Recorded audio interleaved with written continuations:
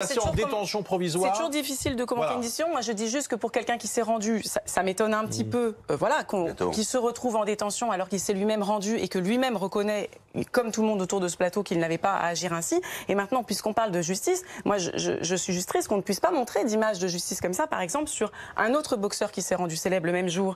qui est le commandant de police de Toulon, dont le nom m'échappe là, et il y a des images à la pluie, tabassé des manifestants et dont on sait déjà que la justice ne traitera jamais son cas, ou encore un autre tabasseur de manifestants, puisqu'il a déjà été annoncé qu'il n'y aurait pas de plainte déposée contre lui. Une enquête de l'IGPN qui peut aboutir.